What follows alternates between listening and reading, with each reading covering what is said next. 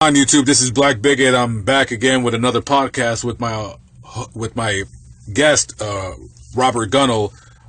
This is another installment of our 5-part series on basically which we tell about a fantastic story, a journey, if you will, about his encounters with extraterrestrial beings and craft.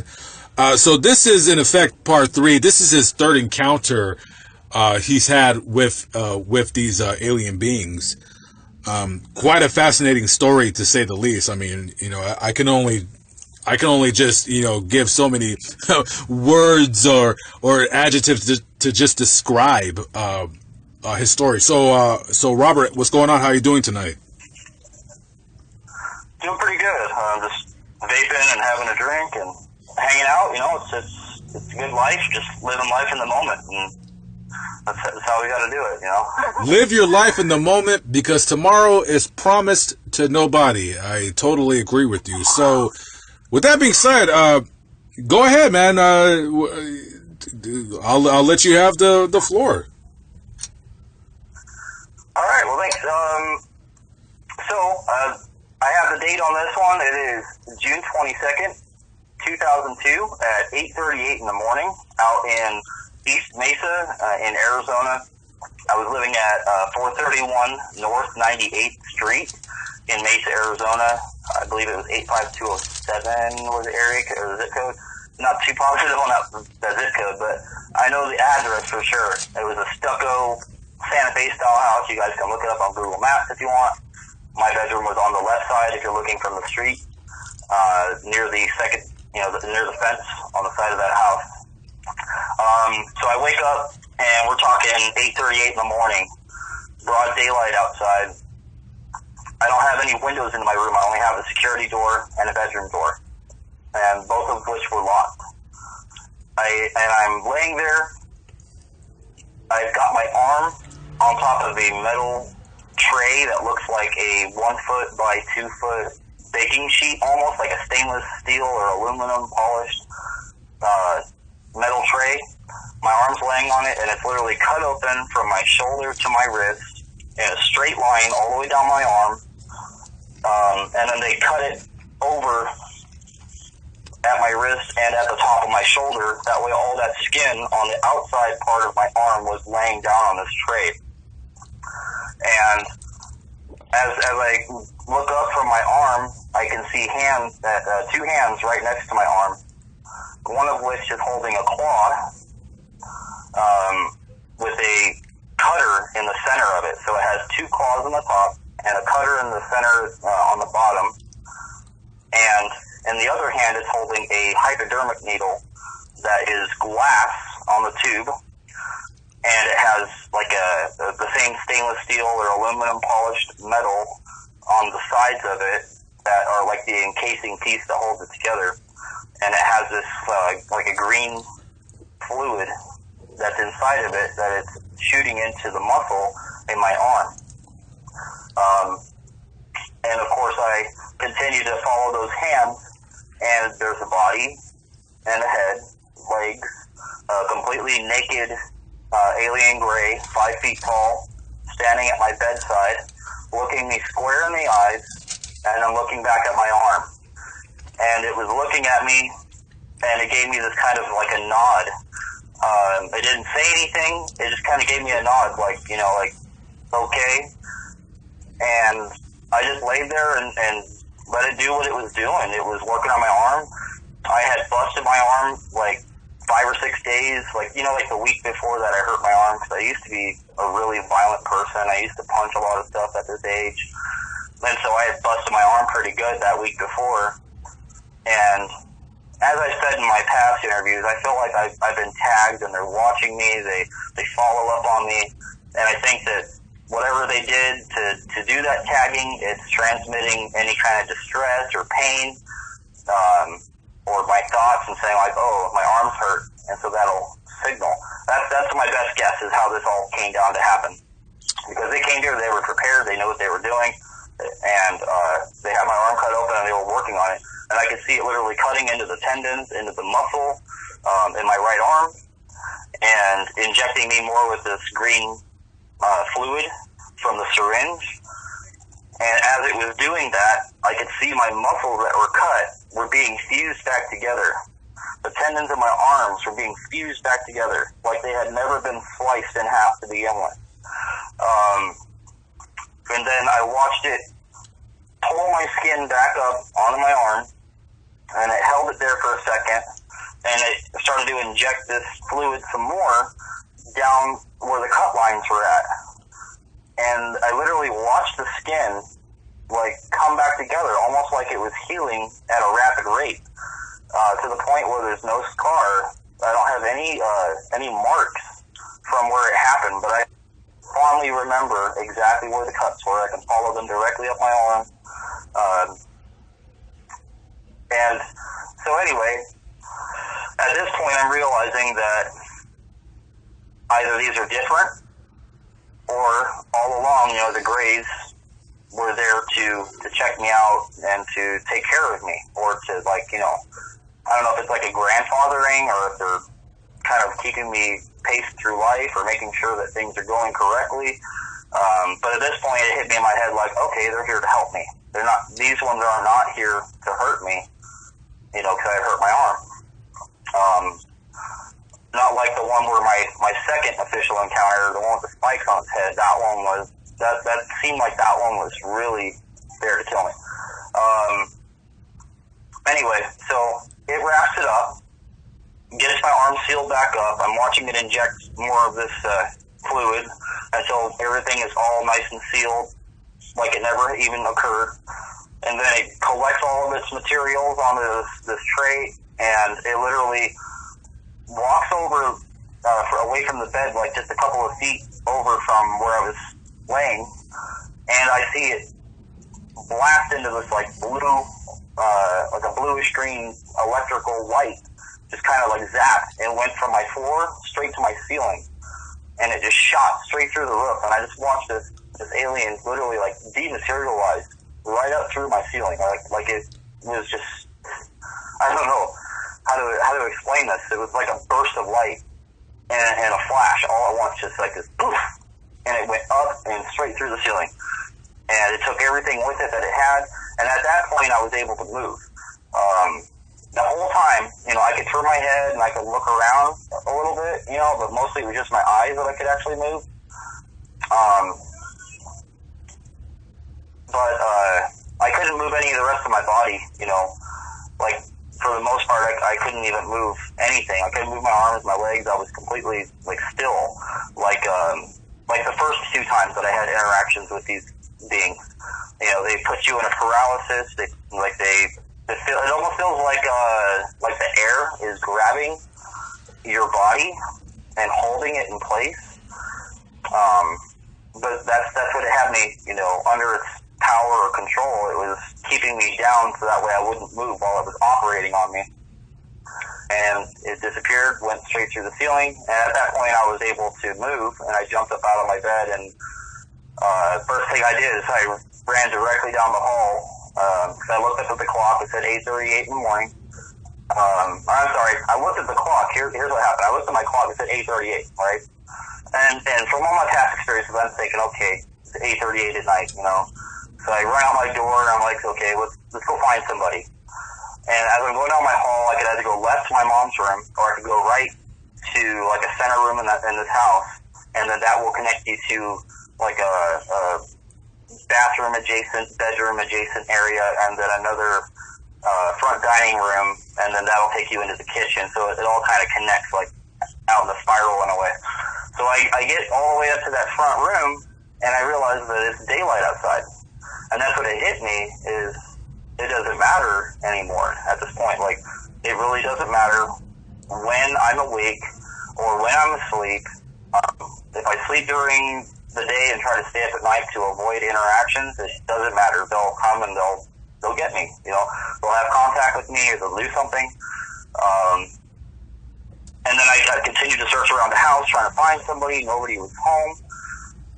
And I wasn't like scared. I was like in this kind of state of shock, but like happiness. Like, I wanted to tell somebody so bad. And I waited, for a while until, like, my mom came home, my brothers. We were staying out in this house in Mesa, and all I wanted to do was tell them what just happened. I was like, you won't believe this. It was working on my arm. It fixed it. Like, my arm doesn't hurt anymore. And that's all I really have to say about it. I mean, it was so intense, having an actual surgery done on me by somebody other than a human, and I wasn't even in a hospital. I was in my own house. So okay, so let's go back to the original injury. So you got mad. You were a young kid. A lot of kids, they're not really in control of their emotions. They're emotionally immature, especially boys. So you punched the wall. You punched something. Did you break your arm? Did you break your hand? What kind of injury did you sustain when you punched the inanimate object that you put your aggressions towards? Well, what I had done is I torn some tendons in my arm, or ligaments and tendons. I didn't break it, but I hit hard enough to do some major tearing, and I figured, like a sprain, I would, just walk it out, basically. But I didn't really go to seek any kind of, official medical help. I had called the hospital and asked them, and they said, oh, it's probably just a sprain or whatever, a small tear. Just don't use that arm. Well, it progressively got worse throughout the next several days, leading up to that encounter. And I was just in tremendous pain. Like, it was getting worse and worse and worse. I wasn't really technically taking the advice of those medical professionals that said, hey, don't do anything with your arm. Don't punch anything anymore. Don't try to lift anything. So I kind of heeded that information and at the very last moment when it was too late, and made it worse. So I ended up tearing up my tendons and ligaments, and this alien was there in my room fixing me like a doctor, taking care of my arm and getting me all stitched back up with this liquid, and everything was good to go. And then it just took off. It bounced. It was gone. So, unlike your last encounter, the second encounter, where you felt literally this alien with spikes coming out of his head, you felt that this being was there to kill you. This time, you felt that this being was there to perhaps help you or not harm you, at least. Right. Like, at first I was scared because I thought, okay, my last encounter that I had, I thought that they were going to kill me. So when I saw another one, I was thinking, oh, great, I'm in such deep shit now. Like, sorry about the language, but No, I love cuss words. No, you can cuss as much as you want. I love cuss words. They're great. So I was like, I'm in such deep shit now. Last time they were trying to make my head explode, and of course it was a different alien that time with the spikes when I was 12. But this time around when I'm 18, this thing has got my arm cut open. So, the first thing I'm thinking is, I'm being dissected. I'm waking up to, thinking that this thing is, I'm waking up to just the beginning of it. Like, what else is it going to do? What else am I going to see the inside of, Yeah. I'm like, oh, shit. And I can't move. And at first, I'm just kind of sitting there in bed like, what the fuck is going on? So you're thinking that literally it's going to dissect you while you're still alive, and you're just like, oh well, I guess this is what's going to happen. But then right, you come to realize that that's not what's going to happen. Right. Like, I couldn't move, and I'm like, oh no, we're in for a shit show. Like, this is gonna get bad. I'm awake, I can't move, but I could only feel slight pressure when it was cutting and working on me. So whatever it was using, it was fine. Like, I could feel a little bit of pressure, but I didn't feel anything like any slicing or cutting,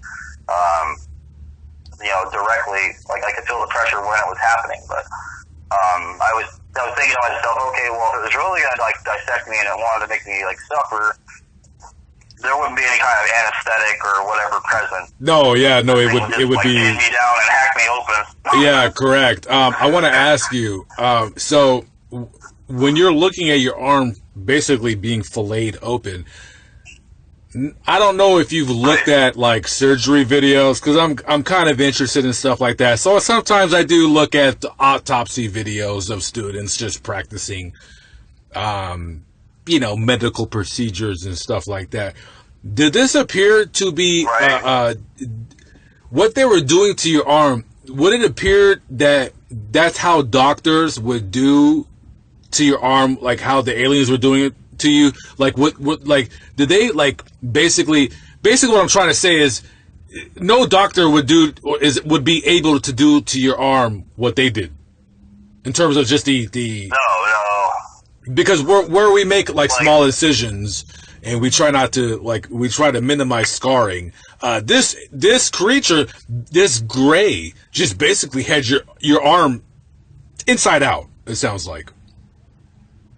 Yeah, like the entire. Okay, so like if you were looking at your wrist, the top side of your hand, not the palm side, but the top side, it was literally there was a cut from one wrist bone to the other, like that straight line across. Correct. And then it followed that the wrist bone that was where my thumb would be.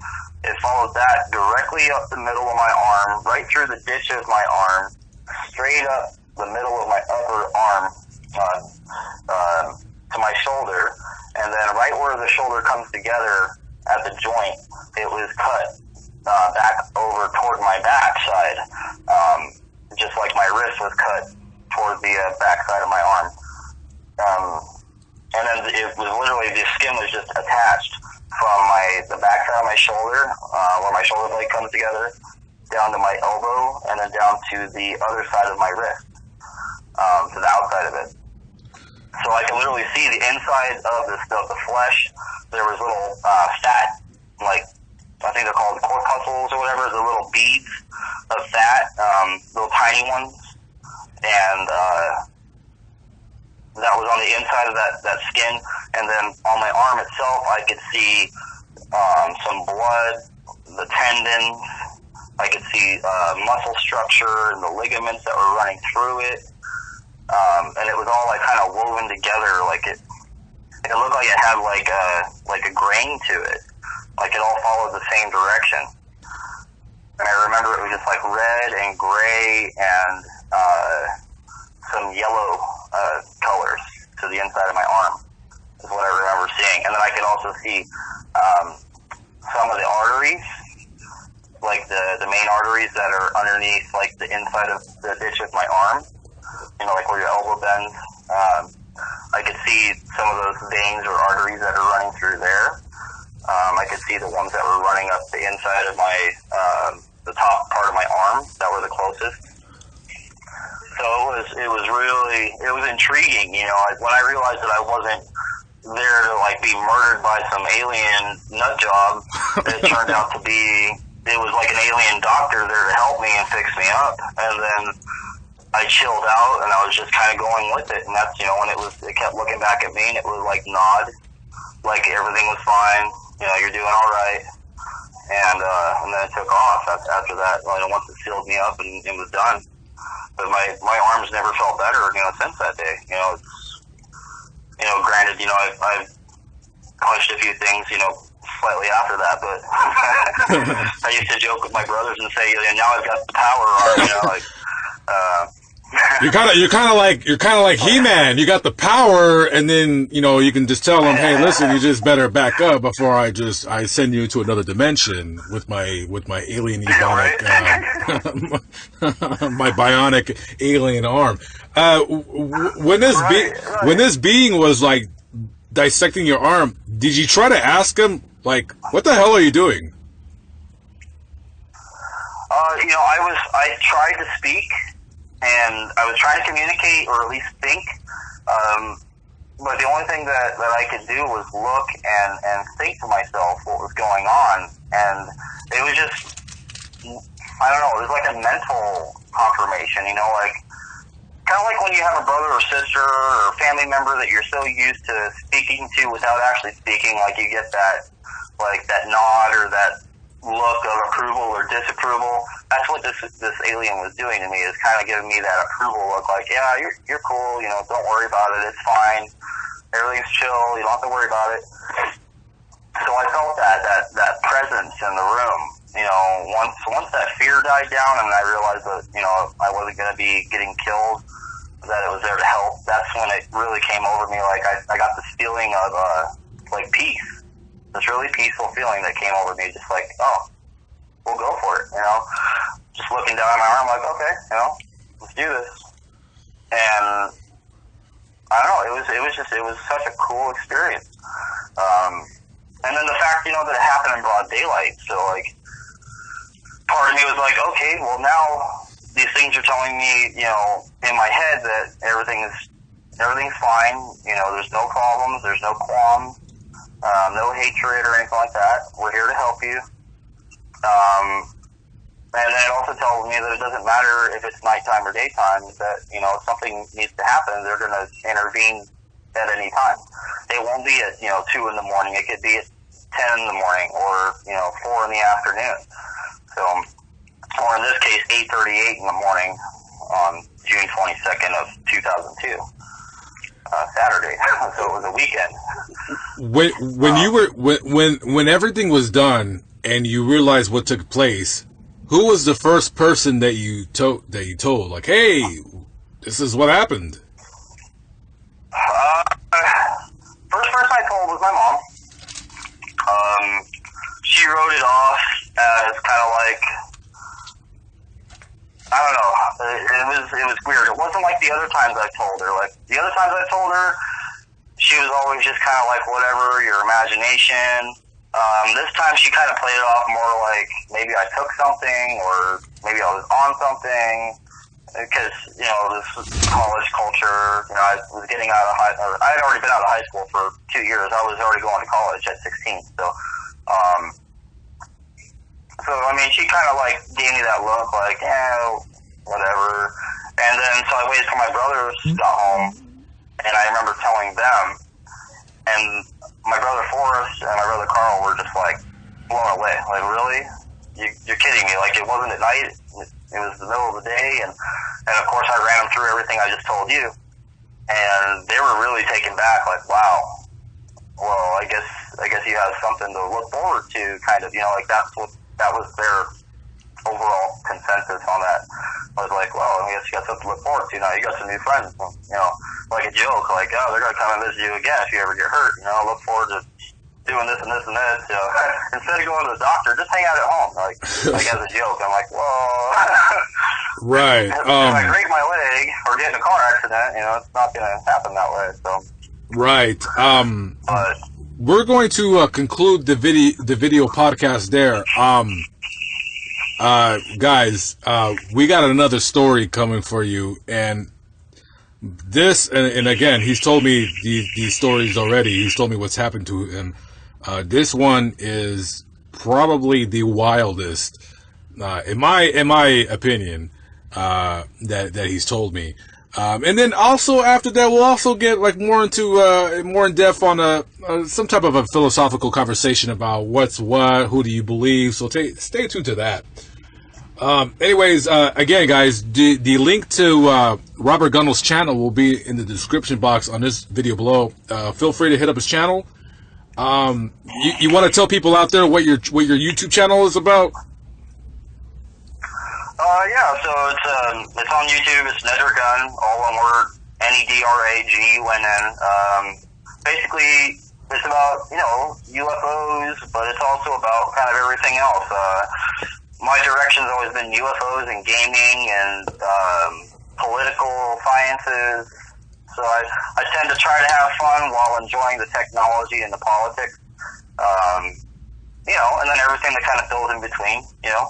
Family and friends. Sometimes I'll put some good stuff up there, like I did a science project with my daughter recently. And, you know, so I try to put up as much as I possibly can to really bring it all together. Sometimes I'll even get online and play music. I'll play a synthesizer or my guitars or do some live performances, promote, bands or shows or my band or, we'll do whatever we do. So, but yeah, we put all that content up there and it's gradually building, and I've seen a lot of followers start, jumping in. And so we between the two of us, we have a slowly but surely growing community of great followers and great people out there. People that want to disclose too about aliens and UFOs. If you have your own experiences, feel free to get to me as well. And we'll collect everything that we can. We'll put as many interviews as we can out there. So, push it for disclosure. So keep moving onward and upward. Yeah, that's true. Very, very good. Okay, that concludes another series in this interesting story Mr. Gunnell is telling us. Part 5 will be out very, very soon, guys.